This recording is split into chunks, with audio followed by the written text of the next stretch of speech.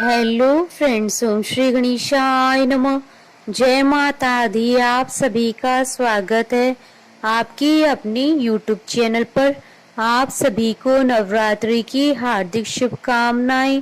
Friends, आज हम आपको इस वीडियो में बताने जा रहे हैं नवरात्रि के तीसरे दिन माँ दुर्गा की तीसरी शक्ति माँ चंद्र घंटा जी की आराधना करने की पूजन विधि, महत्व, व्रत कथा और माँ को प्रसन्न करने के लिए आज माँ को क्या भोग लगाएं और क्या फूल चढ़ाएं और नवरात्रि के तीसरे दिन किए जाने वाले उपायों के बारे में।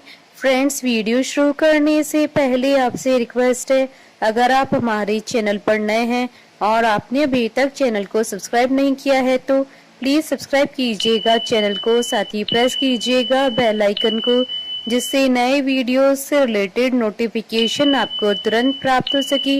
और वीडियो पसंद आने पर वीडियो को लाइक और शेयर जरूर कीजिएगा ताकि सभी भक्तों को इस वीडियो का लाभ प्राप्त हो सके।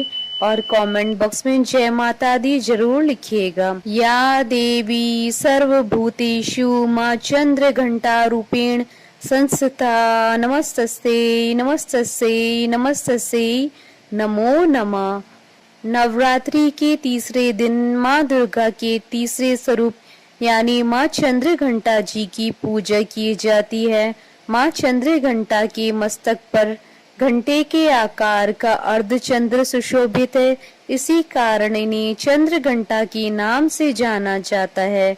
माँ का वाहन सिंह है और 10 हाथ हैं। इनके 4 हाथों में कमल पुष्प, धनुष, जपमाला और तीर है। 5वां हाथ अभय मुद्रा में रहता है। वहीं 4 हाथों में त्रिशूल, गदा, कमंडल और तलवार है। 5वां हाथ वर मुद्रा में रहता है। मान्यता है कि भक्तों के लिए माता का यह स्वरूप बेहद कल्याणकारी माना जाता है। माँ की इस स्वरूप की पूजा करने से विजय का आशीर्वाद प्राप्त होता है। माँ चंद्र घंटा का मुख तेज स्वर्ण आभा के समान है। माँ के घंटे के समान ध्वनि के कारण राक्षस भी कांपने लगते हैं। जो भी भक्त नवरात्र में माँ की विधिवत पूजा करते हैं उन्हें अलौकिक ध्वनियां सुनाई देती हैं। माँ चंद्र घंटा जी की पूजा करने से साहस बढ़ता है और भय से मुक्ति मिलती है। माँ की 10 भुजाएं हैं जो अस्त्रों शस्त्रों से सुशोभित हैं। माँ की सवारी सिंह है और वह हमेशा युद्ध के लिए तैयार रहती हैं। तंत्र साधना में माँ का यह स्वरूप मणिपुर चक्र को जागृत करता है। चंद्र घंटा माता हमेशा दुष्टों का संहार करने के लिए तैयार रहती हैं। माँ चंद्र घंटा जी की पूजा करने से मंगल ग्रह के दोषों से मुक्ति मिलती है, इसलिए नवरात्र में तीसरे दिन माँ चंद्र घंटा की पूजा करनी चाहिए। माँ की विधिवत पूजा करने से मनुष्य के सभी पाप नष्ट हो जाते हैं। फ्रेंड्स, अब आइए जानते हैं माँ चंद्र घंटा जी की पूजा करने की विधि के बारे में। माँ चंद्र घंटा की पूजा नवरात्रि के तीसरे दिन की जाती है।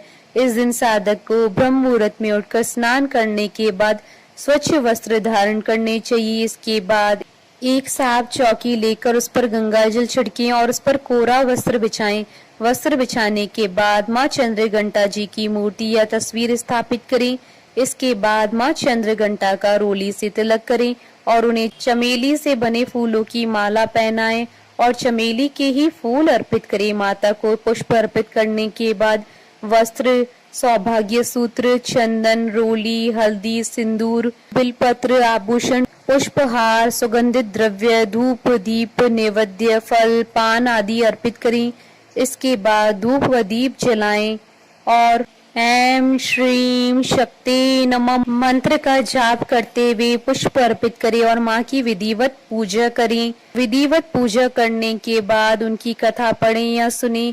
यदि संभव हो तो इस दिन दुर्गा सप्तशती का पाठ भी करें और उसके बाद माँ चंद्र घंटा की कपूर से आरती उतारें। इसके बाद माँ चंद्र घंटा को दूध से बनी मिठाई का भोग लगाएं और इसके साथ सेव और गुड़ का भी भोग लगाएं। अंत में माँ से पूजा में हुई किसी भी गलती के लिए क्षमा याचना करें। माता को भोग लगाने के बाद बची हुई मिठाई को प्रसाद के रूप में बांट दें और स्वयं भी ग्रहण करें।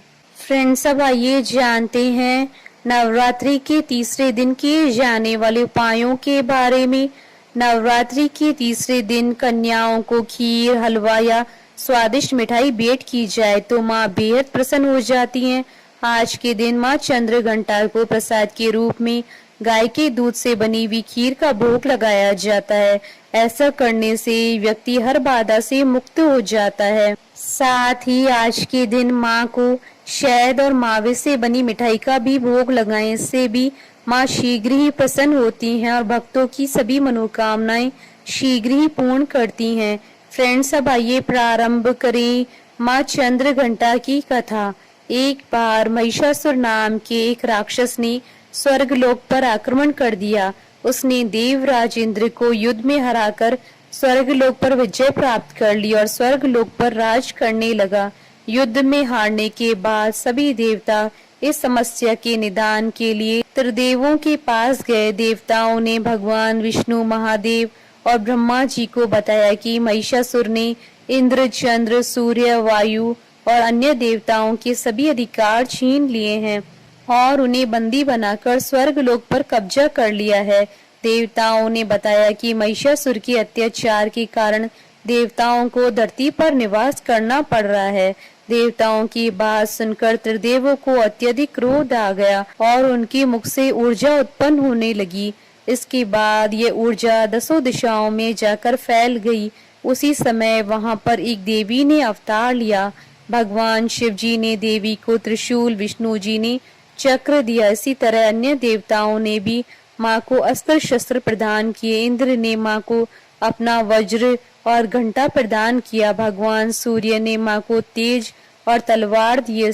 इसके बाद माँ को सवारी के लिए शेर भी दिया गया। माँ अपने अस्त्र शस्त्र लेकर महिषासुर से युद्ध करने के लिए निकल पड़ी। माँ का रूप इतना विशालकाय था कि उनके इस स्वरूप को देखकर महिषासुर अत्यंत ही डर गया। महिषासुर ने अपने असुरों को माँ पर आक्रमण करने के लिए कहा। सभी राक्षस माँ से युद्ध करने के लिए मैदान में उतर गए।